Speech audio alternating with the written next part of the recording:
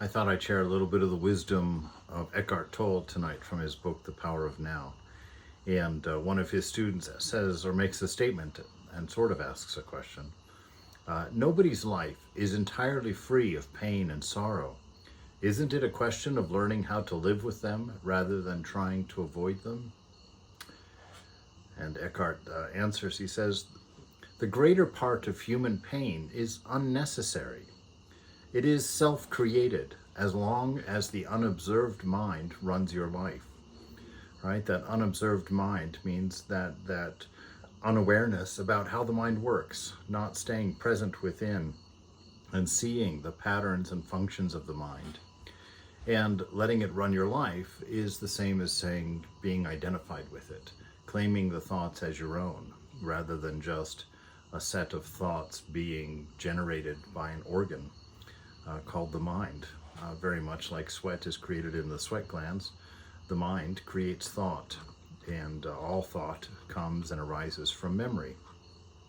So if you're living in your thoughts like that and identifying with them, that gives them power, that gives them a sense of sentience, and hence the conversations you have in your mind, even though there's only one person in your body.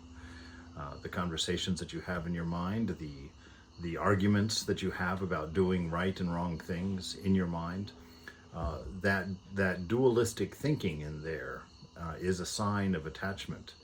You're sharing your sentience with thought and arguing with a falsely created sense of self. And if you're doing this without awareness, which is the only way it happens, it causes suffering. He says the pain you create now is always some form of non-acceptance, some form of unconscious resistance to what is. On the level of thought, the resistance is some form of judgment. On the emotional level, it is some form of negativity.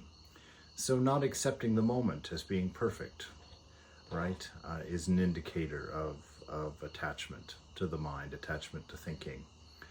Owning a subset of thoughts or identifying with them as being a description of who you are. And so any events or thoughts that are counter to those cause us suffering, cause us restlessness or discomfort in ourself. And he says the intensity of the pain depends on the degree of the resistance to the present moment.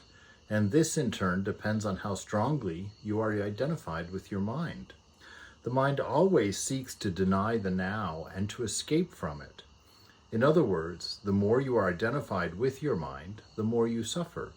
Or you may put it like this: the more you are able to honor and accept the now, the more you are free of pain, of suffering, and free of egoic mind.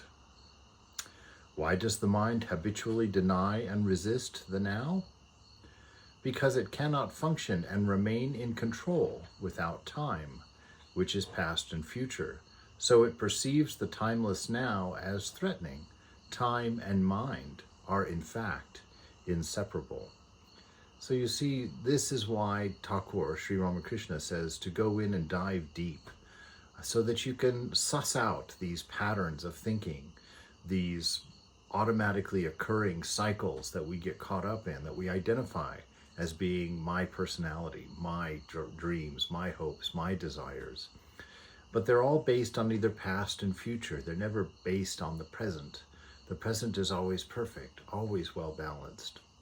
And in it, we can find those qualities of self, that joy, that inner peace, that bliss, that calmness of being identified with the state of being. And so begin to watch the mind. Begin to train that toddler of a mind. Keep it unified. When you're sitting there caught up in a series of thinkings, poke at it. Identify the fact that you've got a talker in your mind and a listener in your mind. And when you're thinking through problems, what's the talker who's sourced in you going to say that the listener, who's also sourced in you, doesn't already know? And so bring this mind down to a silence, to an awareness of the present, and find that peace that is yours by birthright, yours by the very fact of being human.